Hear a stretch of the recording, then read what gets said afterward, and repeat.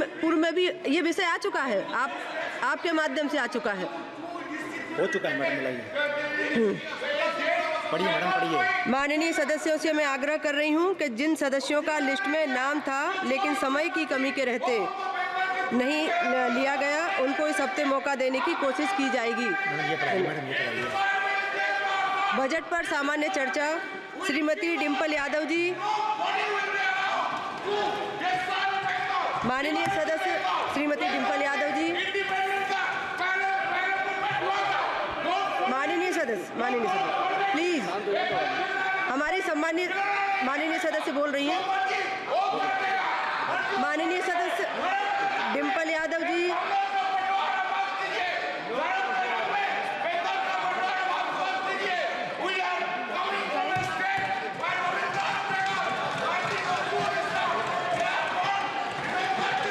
माननीय सदस्य श्रीमती डिम्पल यादव जी।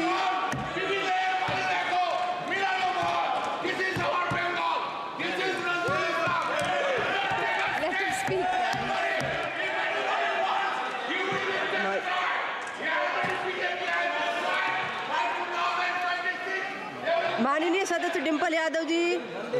माननीय सदस्य एक मिनट माननीय सदस्य।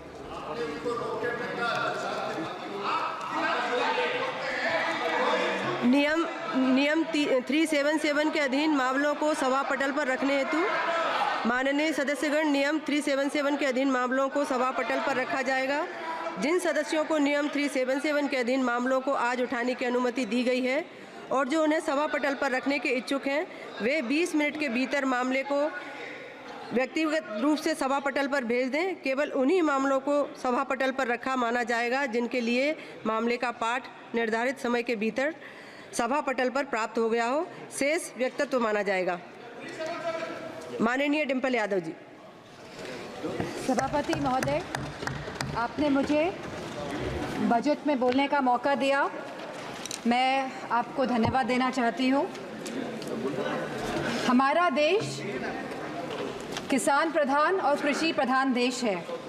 अगर हमारे किसान और युवाओं का भविष्य सुनिश्चित नहीं कर पा रहे हैं हम, तो मैं समझती हूँ कहीं ना कहीं हम सब अपने फ़र्ज से डगमगा रहे हैं। जहाँ वित्त मंत्री ने 9 प्राथमिकताओं की बात करी और कृषि को जहाँ पहला स्थान दिया गया, वही मैं वित्त मंत्री से पूछना चाहती हूँ कि कृषि ग्रामीण अर्थव्यवस्था की वृद्धि दर क्या है।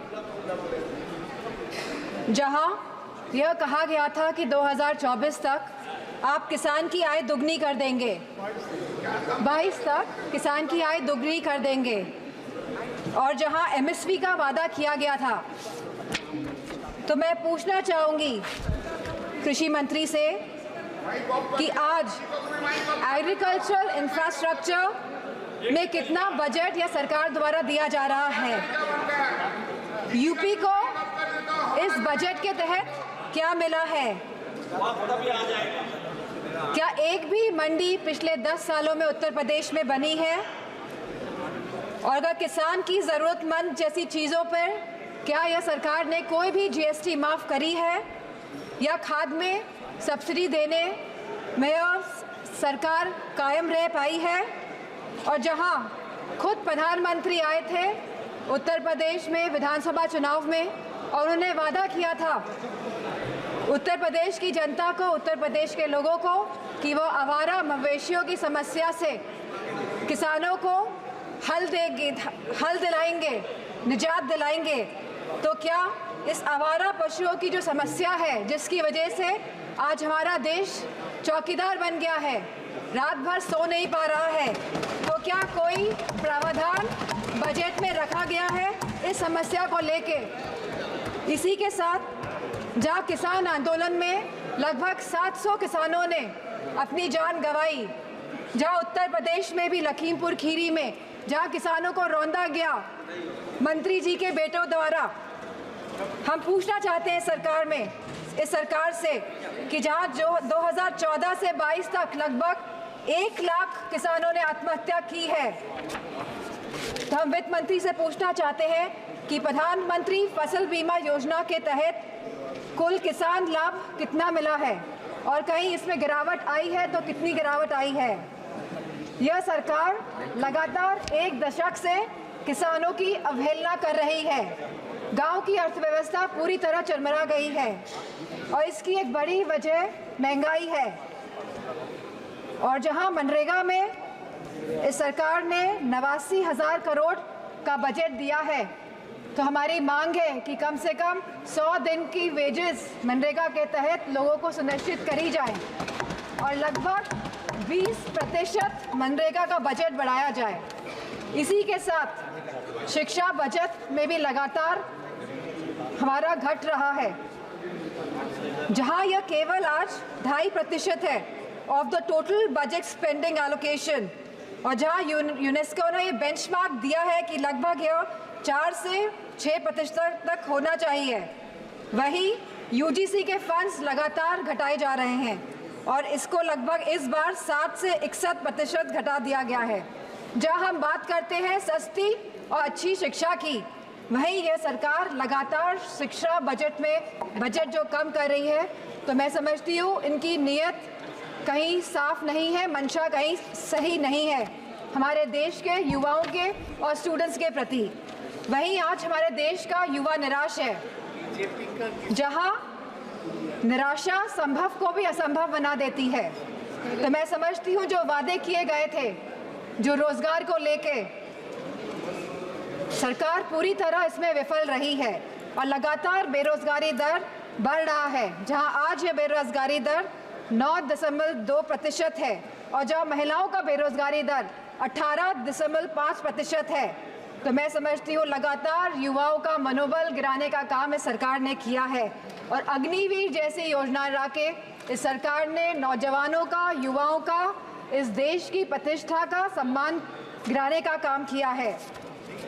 जो सरकार सोशल जस्टिस की बात करती है, लेकिन आज भी यह सरकार जातिगत जनगणना से अपना मुंह मोड़ रही है, जहां अनुसूचित जाति जनजाति पर होने वाले अपराध लगातार बढ़ रहे हैं और उत्तर प्रदेश में यह अपराध नंबर 1 पे है। और साथ ही महिलाओं के साथ जघन्य अपराध लगातार बढ़ रहे हैं। उत्तर प्रदेश आज इसमें भी टॉप लिस्ट पर है। तो मैं पूछना चाहती हूँ कि महिलाओं को सुरक्षा को लेकर यह सरकार क्या कर रही है। और जहां उत्तर प्रदेश में समाजवादी पार्टी की सरकार ने 1090 जैसी सेवाएं चलाकर हमने अपनी माताओं, बहनों और बेटियों को सम्मान दिलाने का, उनका हक दिलाने का काम किया था, तो इस बजट में क्या प्रावधान रखा गया है महिलाओं की सुरक्षा को लेकर। वहीं आज अगर स्वास्थ्य की बात करें तो लगभग 1.9% ऑफ जीडीपी आज का खर्चा ये बजट दे रही है स्वास्थ्य के लिए। Speaker Mahoday, there is no focus agenda for the healthcare of the country. Irrespective of the fact, we are speaking about India being the 1st largest economy and moving towards the 3rd largest economy. And if we see the fast growing population of the country, so 1.9% of the budget is very less for the health services of the country. Sir, decision to exempt 3 cancer drugs is a welcome move by the finance minister, but it is a very small step in the right direction. Sir, ma'am, हमारे उत्तर प्रदेश में लखनऊ में एक cancer institute जिसमें लगभग 1,000 करोड़ रुपए लगे हैं, वो तैयार है, लेकिन ना केंद्र की सरकार ना स्टेट की सरकार ये सुनिश्चित कर रही है कि सुचारू रूप से वो कैंसर इंस्टीट्यूट चल सके, क्योंकि कैंसर के केसेस लगातार देश में बढ़ रहे हैं। और मेरा मानना है कि अगर ये कैंसर इंस्टीट्यूट सही ढंग से सरकार चला लेती है तो सस्ता इलाज हम अपने देशवासियों को दे पाएंगे। Very good suggestion. Very good suggestion. Ma'am, there is a massive gap between the demand and supply in the healthcare center, in the healthcare infrastructure. The doctors, the nurses, the technicians, इन सब की बहुत भारी कमी है। और जो बड़े बड़े वादे कर रहे हैं और जो बड़ी बड़ी बातें कर रहे हैं कि हमने बहुत बड़े बड़े एम्स बना लिए हैं, मेडिकल कॉलेजेस बना लिए हैं, लेकिन 100% तरीके से कोई भी मेडिकल कॉलेज या एम्स सुचारू रूप से प्रदेश में नहीं चल पा रहे हैं, क्योंकि भारी डॉक्टर्स की कमी है, नर्सेस की कमी है, टेक्नीशियंस की कमी है। इसी के साथ जो टीचिंग फैकल्टी में भी भारी टीचर्स की कमी है। सर, जो सरकार कुपोषण के बारे में बात कर रही थी, जो भारत को अनीमिया मुक्त बनाने के बारे में बात कर रही थी, तो मैं उनसे कहना चाहूँगी कि आप सभी अपने वादों में विफल हुए हैं। आपने जो वादे करे थे लोगों को, आपने सारे वादे जनता के साथ वो वादों को तोड़ने का काम किया है। सर, जहां आप जीडीपी की बात करते हैं, जहां आप थर्ड इकोनॉमी की बात करते हैं कि हमारा देश तीसरी बड़ी इकोनॉमी बनने जा रहा है, लेकिन वही हमें बात करनी है पर कैपिटा इनकम की, स्टैंडर्ड ऑफ लिविंग की बात करनी है, हमको महंगाई बांधने की बात करनी है, हमको इलाज मुफ्त और सस्ता दिलाने की बात करनी है। और जो कैपिटल एक्सपेंडिचर की आप बात कर रहे हैं, तो मैं समझती हूँ इसमें भी समय सीमा तय होनी चाहिए कि इंफ्रास्ट्रक्चर के जो भी प्रोजेक्ट्स बन रहे हैं उनकी समय सीमा निर्धारित हो, क्योंकि यह टैक्स का मनी है, ये जनता का पैसा है। धन्यवाद माननीय सदस्य। Ma'am 2 minutes I will take ma'am. यह जनता का पैसा है और इसे सही ढंग से इस्तेमाल करने के लिए हम सब प्रतिबद्ध है। सर, इसी के साथ मैं कहना चाहूँगी कि reformative and revolutionary changes can come in the country even after 11 years, but the dedication and concentration is required from the government. Nothing can alter the past but responsible behavior by the government, and I'm not playing a blame game here. I'm saying a responsible behavior is the behavior in which we are responding to the present situation, and if the government plays a responsible behavior, then formative changes can come in the country. Thank you, Speaker. Very good.